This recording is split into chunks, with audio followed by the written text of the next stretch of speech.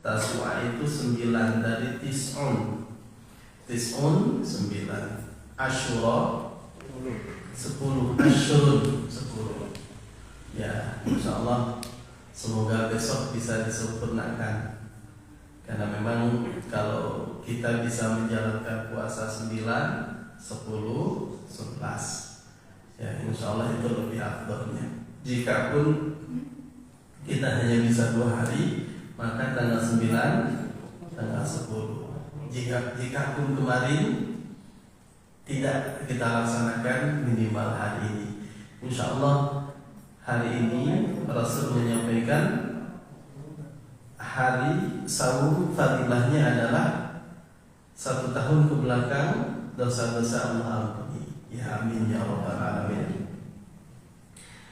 Bapak Ibu rahimakumullah, kita akan masuk ke ghuslul mayyit, memandikan mayit.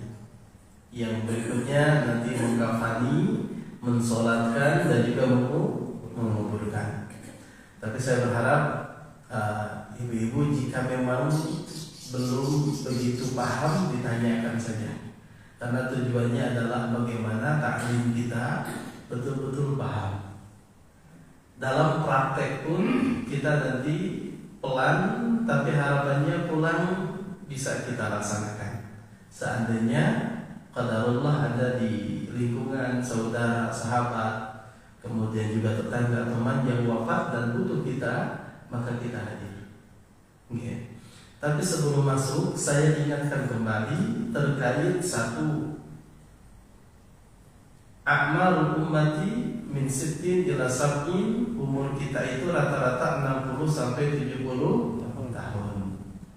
Kalau yang usianya masih 30-40 berarti masih lampu hijau.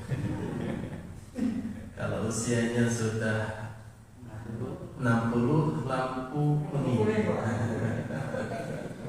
60-70 lampu kuning. Ya. Kalau sudah tiada berarti lampu merah, ya kan? Oke. Itu Rasul menyampaikan terkait waktu. Maka di dalam Al-Quran surat Al-Ashr Allah menyampaikan wal ashri, demi masa, demi waktu asyar. Ya, karena para ulama menafsirkan itu demi masa atau juga demi waktu asar, atau yang ketiga demi waktu ketika Rasul SAW masih hidup. Ada 3 penafsiran. Ar-Raji yang paling rajih kalau kita baca di dalam tafsir Al-Ajhar, ya, karya Buya Hamka, itu adalah waktu secara umum. Ya, waktu secara umum. Innal insana lafi khusr, bahwa kita berada dalam kerugian. Ya, jadi waktu itu menentukan kita rugi atau tidak, itu tergantung bagaimana kita memanfaatkan waktu tersebut. Maka Bapak Ibu rahimakumullah, karena waktu kita tidak lama, ya hanya 60, keharusan kita adalah mengisi dengan yang bermanfaat, bernilai hasanah, bernilai amal salih. Maka doa kita, Rabbana atina fid dunya hasanah.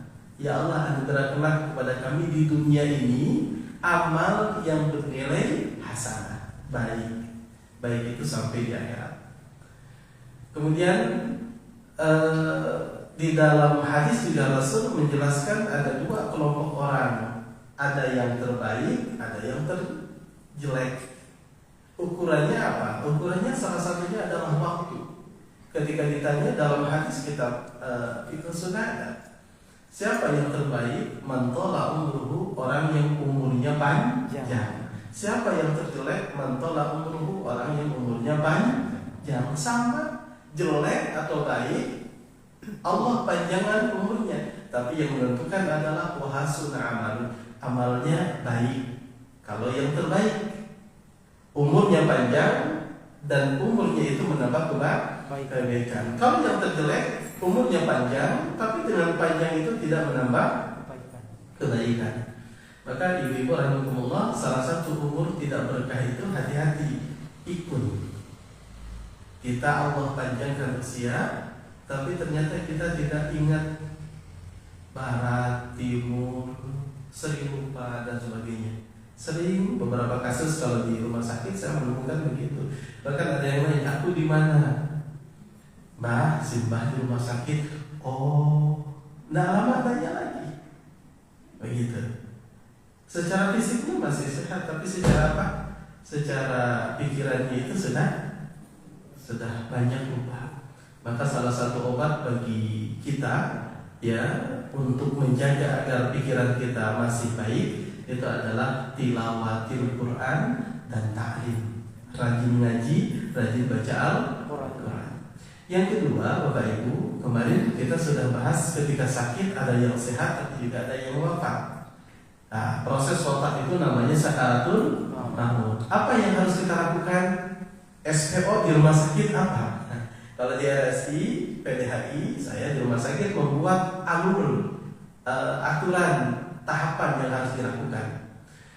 Ketika memang pasien dalam kondisi kritis, sakaratul maut, ya sakaratul maut, dan pasien masih bisa bicara, maka kita tuntun dekatkan lisan kita ke telinga sebelah kanan pasien atau juga keluarga kita yang kritis.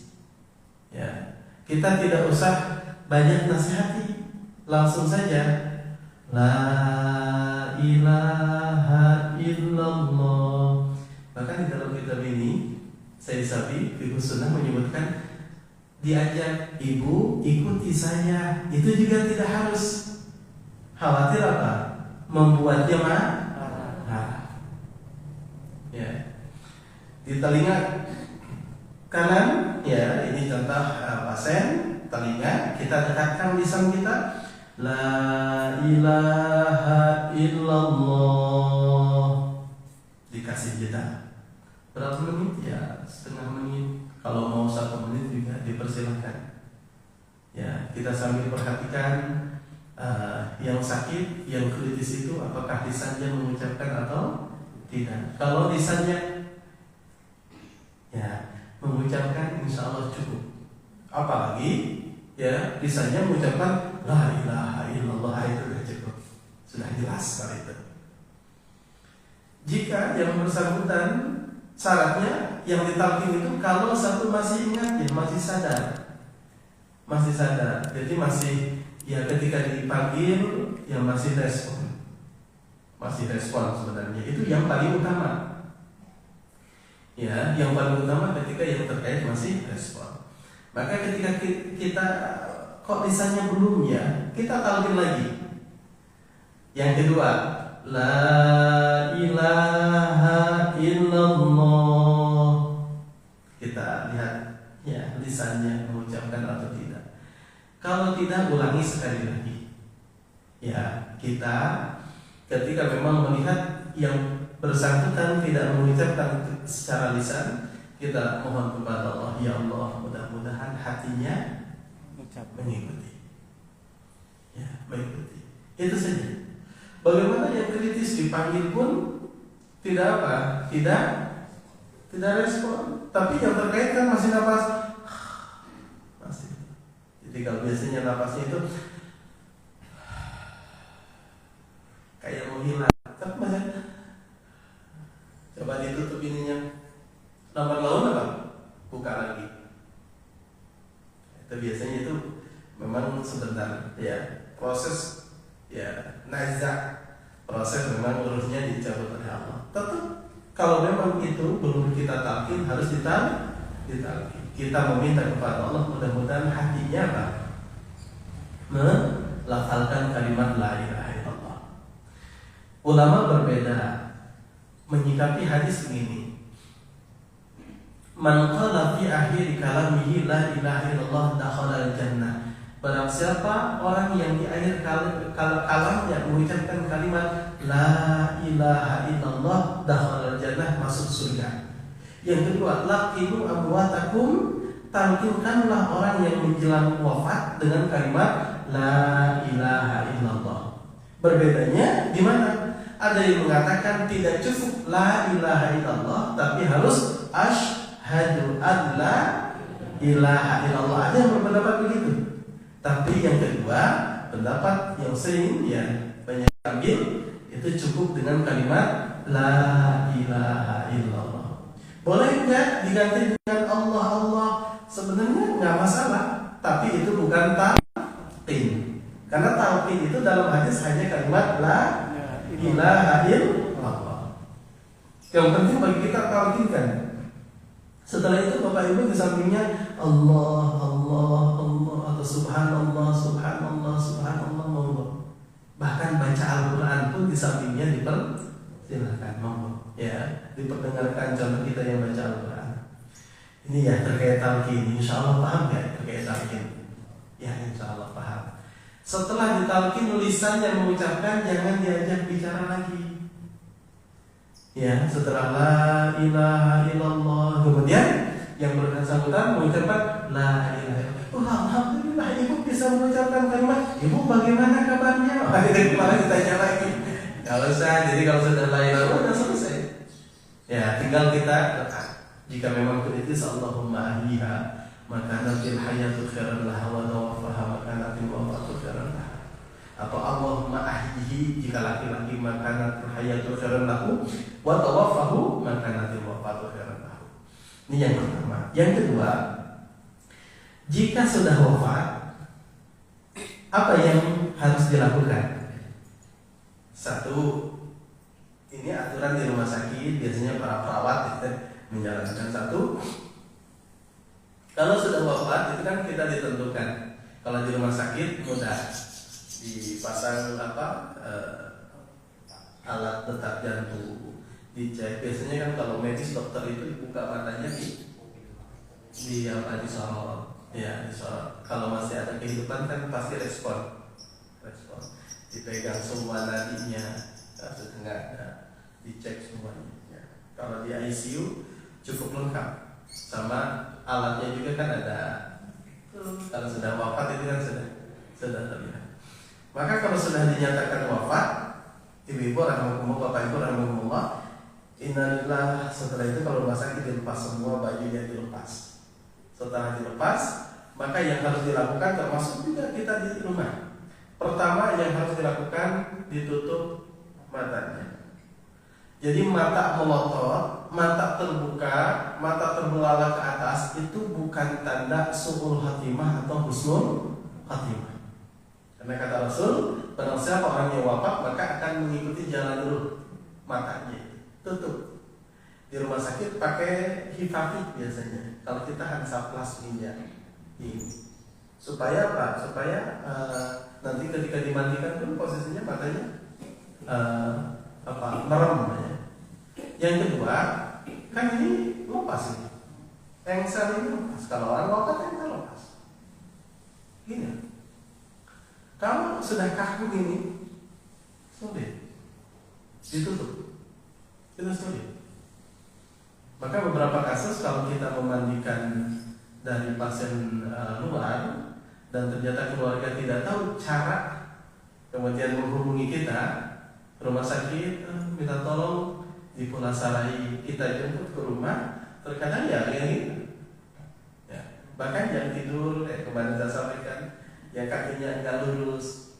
Kalau kakinya sudah enggak lurus, itu diluruskan yang biasanya enggak bisa sempurna lurus. Dan enggak boleh dipaksa.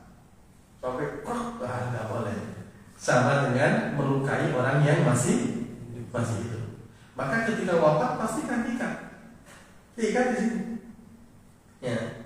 Nanti kalau sudah kaku, kalau di sini ada gigi palsu, ya, kalau dari emas harus dicopot. Tapi kalau gigi palsu biasa bukan dari emas, ada dua pilihan, dicopot kalau memang memungkinkan silakan, enggak kalau tidak memungkinkan enggak apa-apa. Kalau pas wafat itu kan masih apa? Nah, intinya masih mudah membuka, sehingga insya Allah bisa. Ya, insya Allah bisa. Nah, diikat di sini. Berikutnya tangannya diikat sini. Ya, kalau sudah kaku begini, mungkin bisa gini, tapi berarti gini kan? Nggak bisa.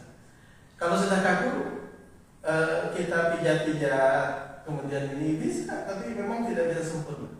Beberapa kasus bahkan ada yang memang sulit. Maka kita ketika wafat diikat.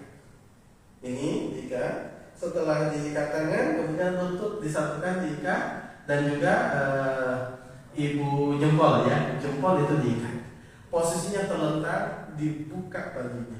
Kalau yang sudah wafat, biasanya dibuka baju agak sulit Bapak Ibu.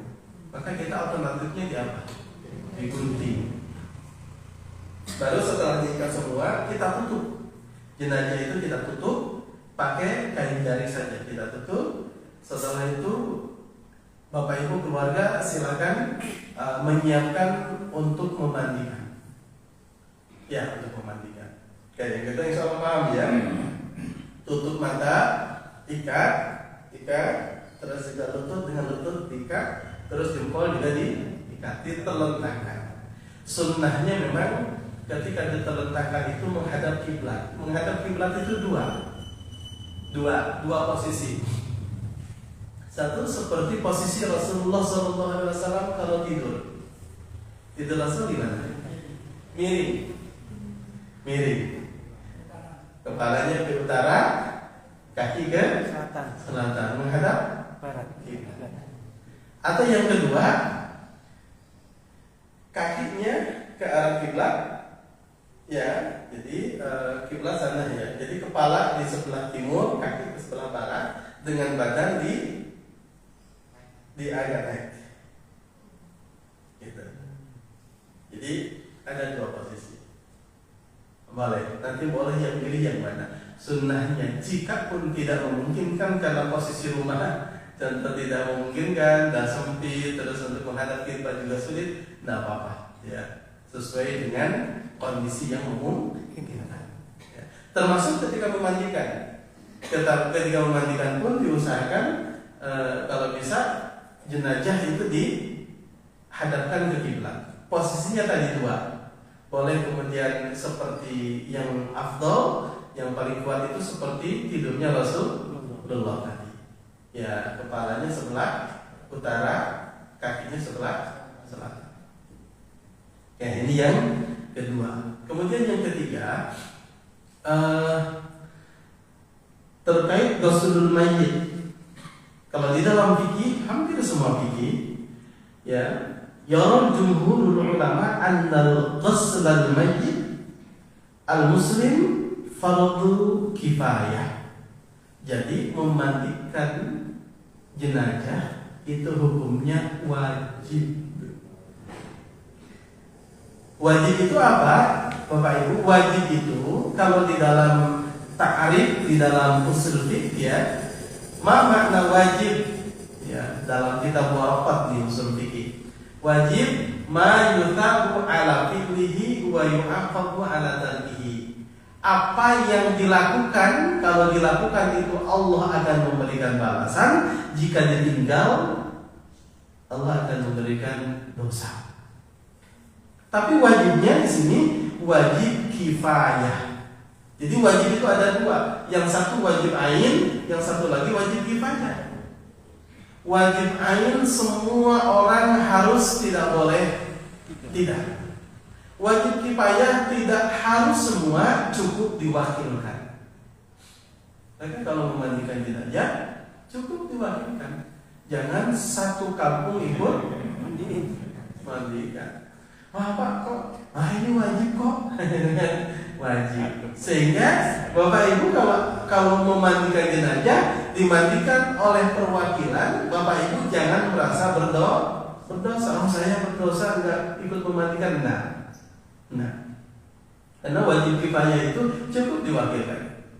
Ya, termasuk memandikan. Bahkan lebih afdal yang mewakili itu sejumlah orang yang memang cukup untuk memandikan, jangan berlebih. Ya, contoh satu jenazah dimandikan oleh 20 orang, ini berlebih. Ya, berlebih. Jadi ukuran berapa orang sih yang memandikan? Ukuran ketika ngangkat cukup kuat. Kalau ngangkat jenazah kira-kira kalau bapak-bapak 3 orang cukup. Ibu-ibu 5. Ya, 3 atau 5. Karena kalau jenazah itu kalau 5 juga ya nggak cukup ininya. jempetannya. Jenazahnya kalau segini 5 orang enggak ini ya.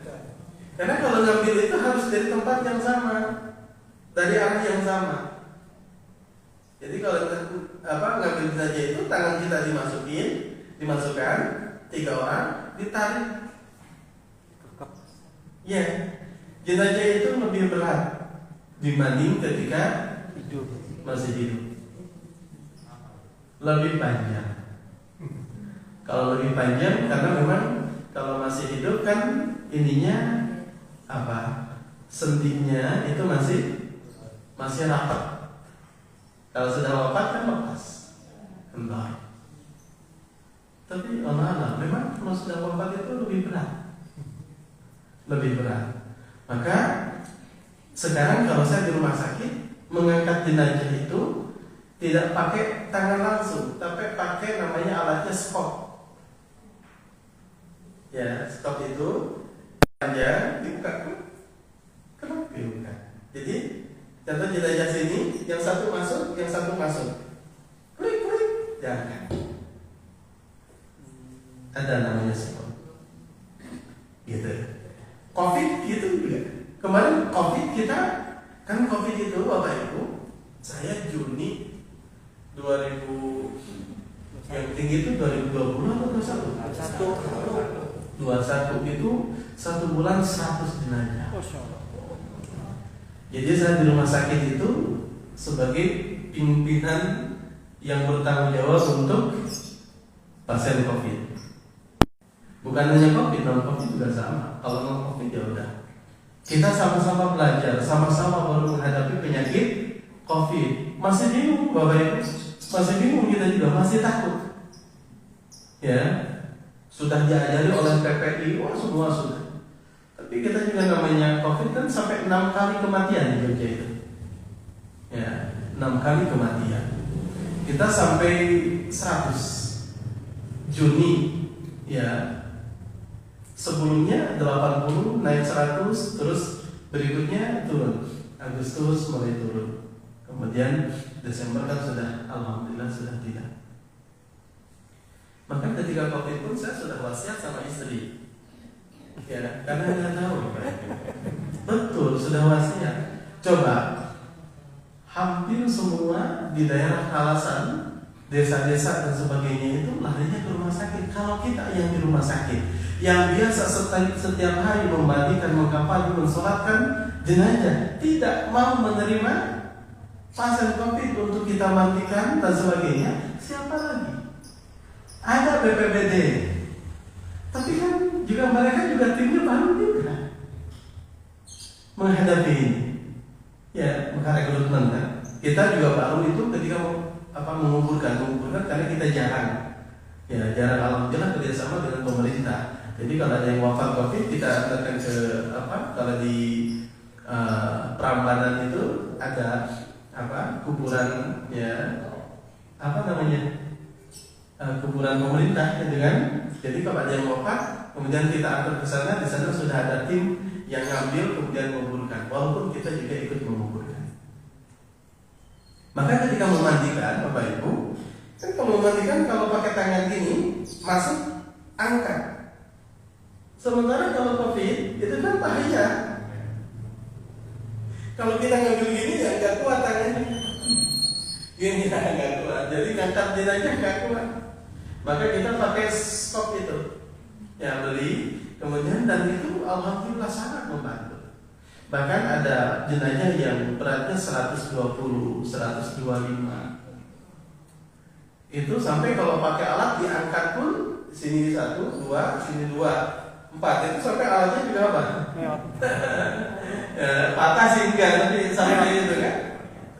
Dan itu sangat membantu, diangkat, diletakkan di atas tempat pemandian, kemudian kita mandikan, kita lepas, kemudian kita mandikan. Beres mandikan, kemudian kita pasang lagi, tentu setelah dikeringkan dan sebagainya. Kalau ada luka kita tutup, angkat, baru kita letakkan di kain, di atas kain, kapan itu pakai alat ini. Sangat membantu. Boleh enggak memandikan dengan cara digendong atau dipangku, ya silakan saja, enggak masalah. Ya, masalah. Tapi ketika kita memandikan, Bapak Ibu rahimahullah, biasanya orang yang wafat itu memang lebih berat, yang kedua lebih panjang. Maka jumlah yang memandikan berapa orang? Secara hadis tidak ada harus 2, 3, 4, tidak ada. Tapi secukupnya. Kalau kita melihat bagaimana Rasul dimandikan, itu kurang lebih 5 orang sahabat. Maka kalau saya di rumah sakit, laki-laki cukup 3 orang, perempuan cukup 3 orang. Jika berat mengangkat, nanti kita minta bantuan keluar. Dan alhamdulillah dengan ada skop itu sekarang walaupun ibu-ibu itu cukup, Bapak Ibu. Jadi ngangkat itu cukup apa? Cukup memudahkan. Nah ini. Jadi jangan banyak-banyak. Terus siapa yang memandikan jenazah? Yang memandikan jenazah adalah orang yang pertama amanah, dapat dipercaya. Yang kedua, dia paham terkait ilmu memandikan atau fikih memandikan jenazah. Yang ketiga, ya, lisannya bukan lisan ember.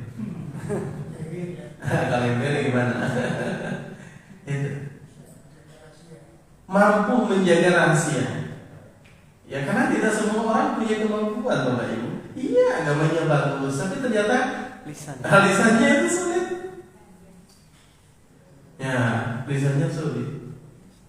Apalagi sekarang bukan hanya ibu-ibu, bapak-bapak juga sama, gitu kan? Bapak-bapak juga sama. Ya, ibu-ibu juga harus lebih hati-hati, ibu-ibu. Ya, kalau saya baca dalam penelitian itu, jika ada sesuatu hal yang baru yang ibu-ibu ketahui, itu biasanya tidak kurang 12 jam, itu pasti sudah sampai ke orang lain. Walaupun kalimatnya rahasia, jeng rahasia. Tadinya satu kampung tahu kalimatnya rahasia, padahal namanya rahasia itu berarti hanya kita yang tahu. Titik ya, jangan sampaikan ke yang lain, ini rahasia. Akhirnya ibunya mendengar, ketemu temannya, dan ibu merasa percaya, iya rahasia. Semua. Akhirnya jadi bisik-bisik tetangga ya. Jadi ini rahasia penting, Bapak Ibu, penting sekali. Karena pahala kita memandikan, mengkafani, mensolatkan, menguburkan jenazah bagi tim itu bisa hilang gara-gara lisan kita menyampaikan aib jenazah. Jenazah itu rata-rata ada aibnya. Aibnya apa, Bapak Ibu? 1, warna. Saya pernah memandikan jenazah. Ketika di muka itu sudah terlihat totol-totol hitam. Itu aib bukan? Aib. Jadi ini kayak kalau ayam itu kan seperti disembelih tapi enggak terbuang darahnya semua, sehingga di ujungnya itu kayak itu lubang-lubang. Ini warna. Berikutnya, memandikan jenazah kanker kulit. Kanker kulit di belakang. Kriwil. Aib enggak? Aib. Maka kalau kemudian kita memandikan, melihat itu, kalau kita tidak mampu menjaga lisan, nah bisa aja kita cari, ini kemarin gini, nah itu kan, itu aib. Ya, ketiga, orang stroke, rata-rata di belakangnya luka. Bahkan mohon maaf, lukanya juga ada yang dalam. Kulitnya juga ada apa? Lepas. Kenapa orang tidur? Tidur kan coba Bapak Ibu tidur lama kira-kira segar atau malah pedih kulitnya? Malah panas. Ya. Malah panas. Maka kalau tidur, ya kalau orang seperti itu kan 2 jam miring kanan, 2 jam miring kiri. Kalau Bapak Ibu baca dalam surat Al-Kahfi, Ashabul Kahfi berapa tahun? Hah? Lamanya, lama tidurnya. Tapi disebutkan Allah pergilirkan. Jadi agar kemudian tidak luka juga mereka Allah bulatkan, balikan dan begini dan sebagainya. Allahu Al-Qadir, Allah yang Maha Kuasa. Ya, itu. Berikutnya, orang yang berpenyakit gula. Nah, ini paling banyak Bapak Ibu. Bau, gula bau nggak? Bau. Iya. Daging dan sebagainya, iya. Bahkan ketika saya memandikan, apa Bapak Ibu? Kakinya itu habis. Jadi ketika dicuci itu ya kita bersihkan pula. Karena kalau ke kamar ke ruang jenazah itu gulanya itu kan di rata-rata di kaki, itu masih di bau. Kalau dimandikan kita lepas, kita bersihkan. Ya. Kemudian nanti setelah dibersihkan kita balut lagi, pakai yang baru. Maka kalau di rumah sakit, saya peralatan rumah sakit lengkap Bapak Ibu, lengkap. Ya. Jadi lengkap sehingga ditutup lagi. Nanti netes enggak bisa saja. Maka kalau yang seperti itu nanti kita akan lapisi apa? Lapisi plastik. Khawatirnya nanti darahnya kemudian keluar nanti. Karena kalau darah itu ini kain kapan. Netes saja di sini itu pupus. Sudah Pak Giri? Allah, kita lanjut buka berarti Bapak Ibu rahimahullah, kita off dulu demikian. Assalamualaikum warahmatullahi wabarakatuh. Waalaikumsalam.